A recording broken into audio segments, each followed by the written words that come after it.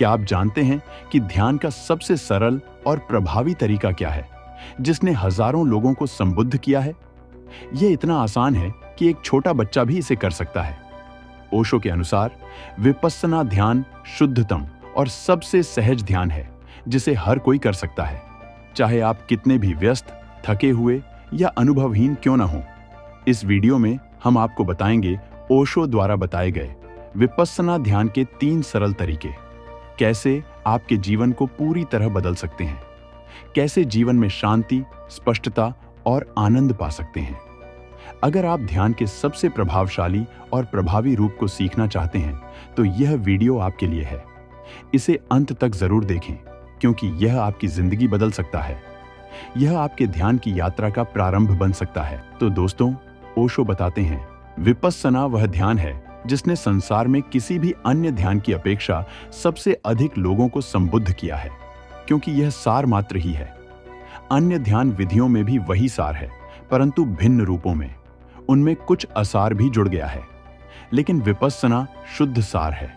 न तुम उसमें से कुछ निकाल सकते हो, न सुधार के लिए उसमें कुछ जोड़ सकते हो। विपस्सना इतनी सरल है कि एक छोटा बच्चा भी कर सकता है। वास्तव में छोटा बच्चा तुमसे भी बेहतर कर सकता है, क्योंकि वह अभी मन के कचरे से नहीं भरा है। वह अभी निर्मल और निर्दोष है। विपस्सना 3 प्रकार से की जा सकती है। तुम्हें कौन सी विधि सबसे ठीक बैठती है, इसका तुम चुनाव कर सकते हो। पहली विधि है अपने कृत्यों, अपने शरीर, अपने मन, अपने हृदय के प्रति सजगता। चलो तो होश के साथ चलो।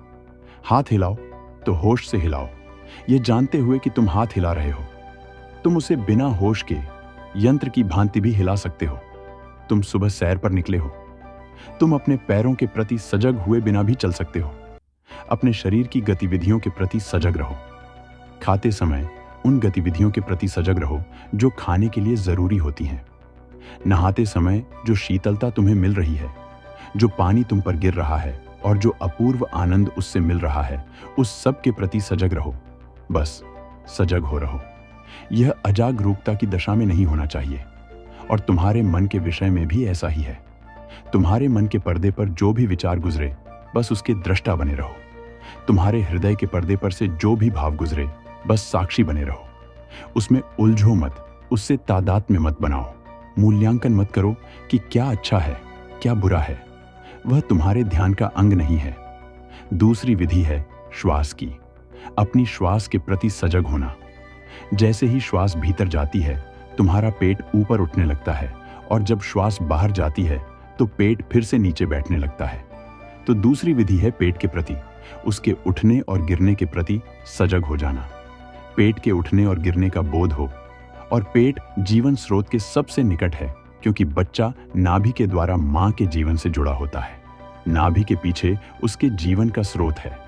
तो जब तुम्हारा पेट उठता है, तो यह वास्तव में जीवन ऊर्जा है, जीवन की धारा है, जो हर श्वास के साथ ऊपर उठ रही है और नीचे गिर रही है।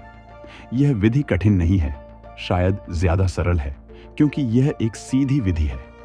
पहली विधि में तुम्हें अपने शरीर के प्रति सजग होना है, अपने मन के प्रति सजग होना है, अपने भावों, भाव दशाओं के प्रति सजग होना है। तो इसमें 3 चरण हैं। दूसरी विधि में एक ही चरण है।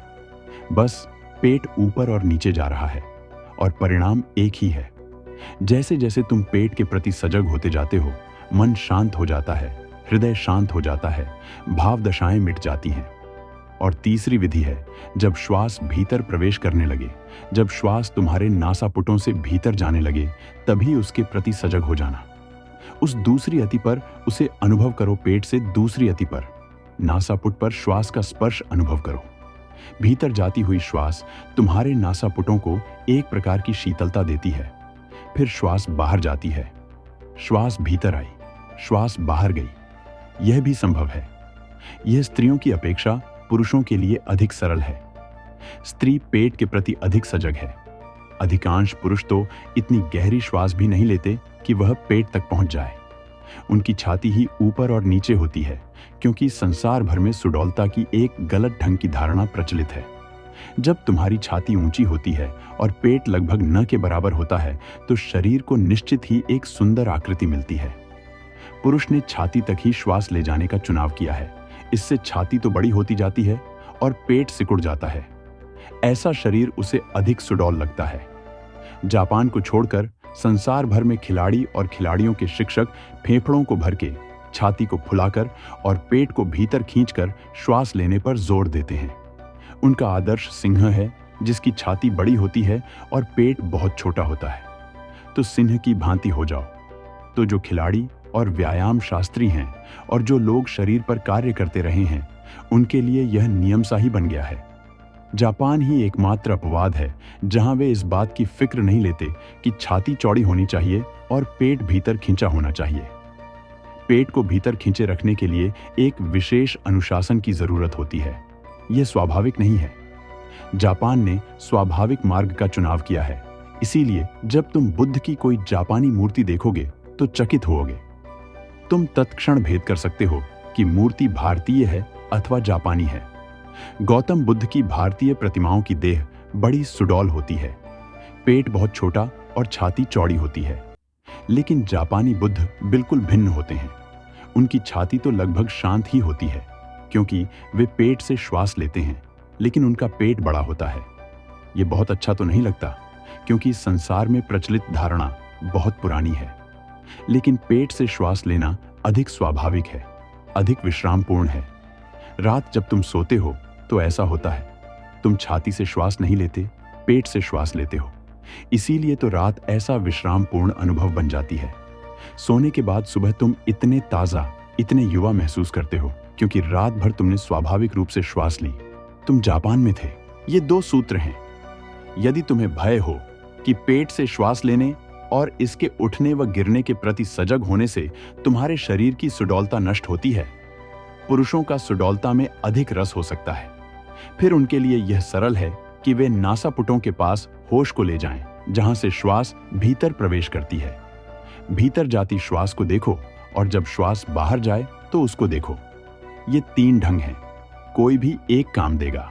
और यदि तुम 2 विधियां एक साथ करना चाहो तो 2 विधियां एक साथ कर सकते हो। फिर प्रयास और सघन हो जाएगा। यदि तुम तीनों विधियों को एक साथ करना चाहो तो तीनों विधियों को एक साथ कर सकते हो।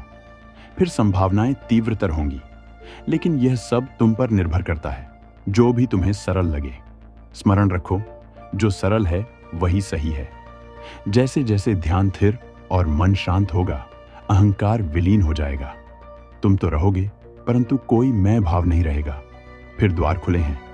एक प्रेम पूर्ण अभीप्सा से भरकर हृदय में स्वागत का भाव लिए बस प्रतीक्षा करो उस महान क्षण की, किसी भी व्यक्ति के जीवन के महानतम क्षण की, बुद्धत्व की। वह क्षण आता है, निश्चित ही आता है। वह कभी एक क्षण भी देर से नहीं आया है। एक बार तुम ठीक लय में आ जाओ तो अचानक वह तुम में विस्फोटित होता है और तुम्हें रूपांतरित कर जाता है। पुराना मनुष्य विदा हुआ और नए मनुष्य का आगमन हुआ। दोस्तों, किसी भी प्रयोग को शुरू करने से पहले आप अपने गुरुजनों से सलाह जरूर लें, या ओशो की संस्था में जाकर इसके जो एक्सपर्ट है उनसे ज्यादा जानकारी लें, क्योंकि आधा ज्ञान हानिकारक होता है। दोस्तों, वीडियो को ज्यादा से ज्यादा शेयर कीजिए ताकि हर कोई इस दुर्लभ ज्ञान के बारे में जान सके। धन्यवाद।